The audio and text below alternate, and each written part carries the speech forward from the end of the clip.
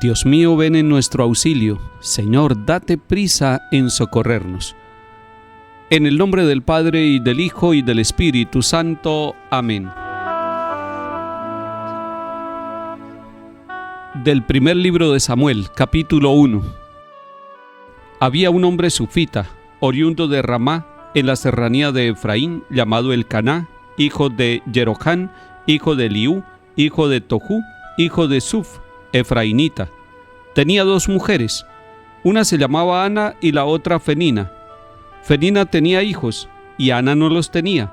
Aquel hombre solía subir todos los años desde su pueblo para adorar y ofrecer sacrificios al Señor de los ejércitos en Silo, donde estaban los sacerdotes del Señor, los dos hijos de Elí, Hofni y Fineés. Llegado el día de ofrecer el sacrificio, repartía raciones a su mujer Fenina para sus hijos e hijas, mientras que a Ana le daba solo una ración, y eso que la quería, pero el Señor la había hecho estéril. Su rival la insultaba, ensañándose con ella para mortificarla, porque el Señor la había hecho estéril. Así hacía año tras año. Siempre que subían al templo del Señor, solía insultarla así. Una vez Ana lloraba y no comía, y Elcaná, su marido, le dijo: Ana, ¿por qué lloras y no comes? ¿Por qué te afliges? ¿No te valgo yo más que 10 hijos? Palabra de Dios. Te alabamos, Señor.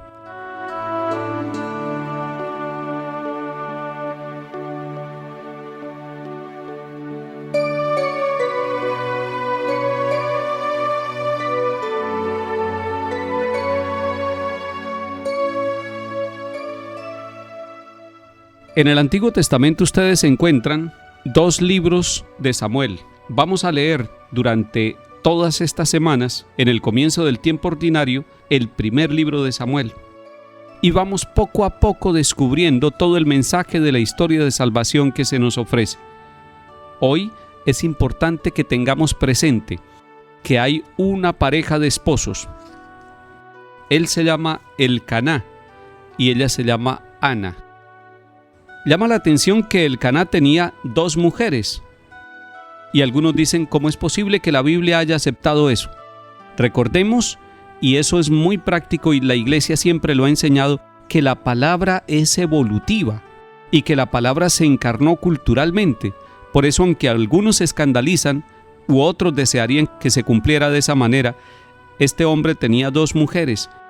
Había poligamia y era aceptada socialmente, religiosamente, pero solamente después se va a purificar esta costumbre y en el Nuevo Testamento ya encontramos la monogamia, es decir, un hombre y una mujer son pareja.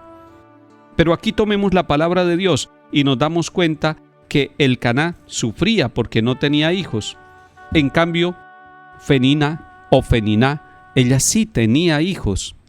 Y cuando iban a ofrecer sacrificio en el templo, cuando iban a orar, ahí venía un sufrimiento para Ana. Ana es una esposa sin hijos. Ana es una esposa que desea ser mamá algún día. Ana no ha recibido la bendición de Dios de poder procrear. Caminando todos estos días con esta primera lectura del primer libro de Samuel, vamos descubriendo en este camino de una vida, de una familia, la vida y las luces para nuestras familias.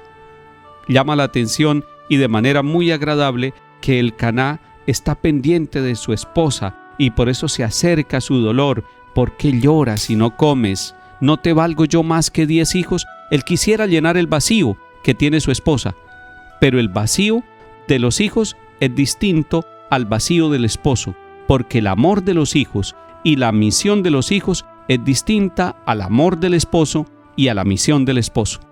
Durante estos días seguiremos profundizando el libro primero de Samuel.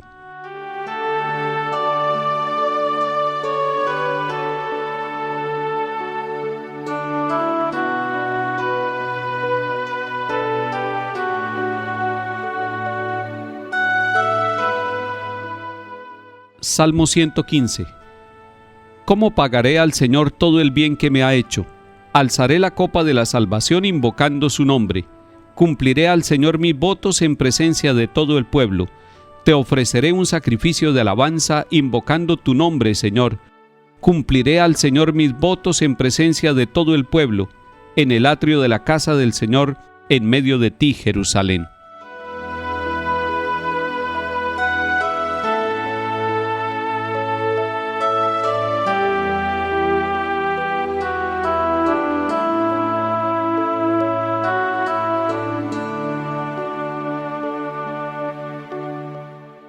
Lectura del Santo Evangelio según San Marcos, capítulo 1.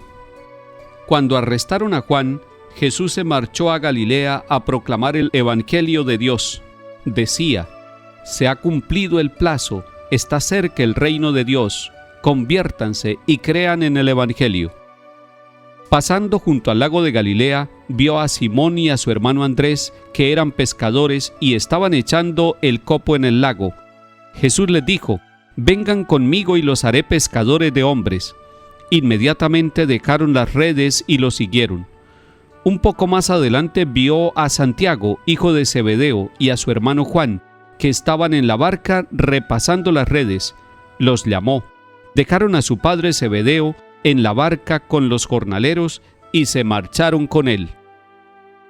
Palabra del Señor. Gloria a ti, Señor Jesús.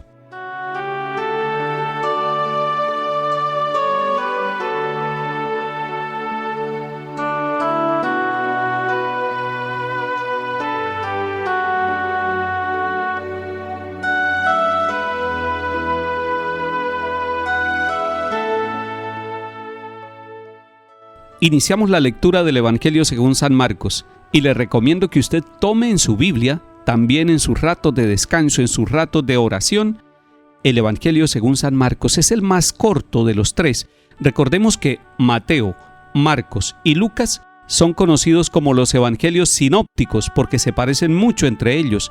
El cuarto Evangelio es el de Juan y es bien distinto a los tres primeros, que son los llamados sinópticos. Estamos tomando uno de ellos, el Evangelio de Marcos. Es el más corto de los cuatro evangelios. Vaya leyéndolo poco a poco.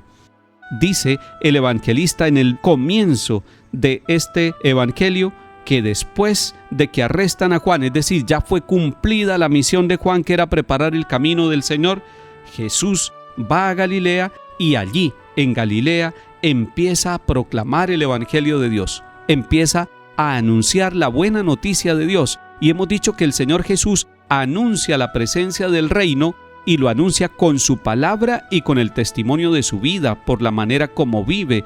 Y eso atrae, eso fascina y sigue fascinando. Ha fascinado durante 20 siglos y a usted y a mí el Señor nos sigue fascinando con su palabra y nos invita. Se ha cumplido el plazo. Es decir, ya no hay que esperar más.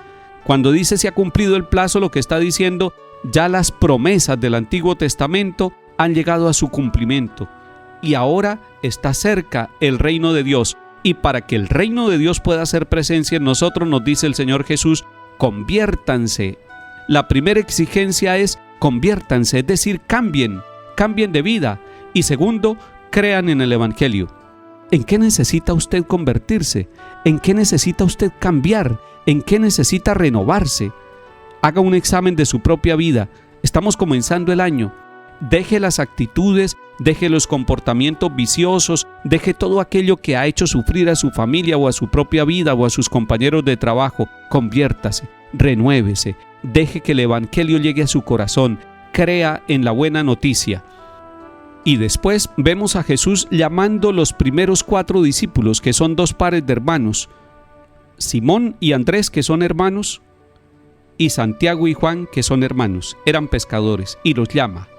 Es decir, desde el comienzo del Evangelio, el Señor nos está llamando. Qué bueno que tengamos la actitud de Pedro, de Santiago, de Juan, de cada uno de ellos, porque dejando todo lo que estaban haciendo, siguieron al Señor Jesús. Esa llamada es hermosa, esa invitación, esa vocación es viva para usted como casado, para usted como soltero, para usted seminarista, para usted religiosa, para mí y para todos nosotros, un llamado del Señor.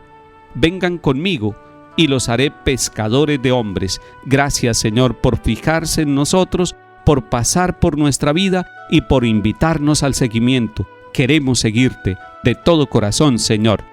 Que el Señor nos bendiga y acompañe en el nombre del Padre, y del Hijo, y del Espíritu Santo. Amén.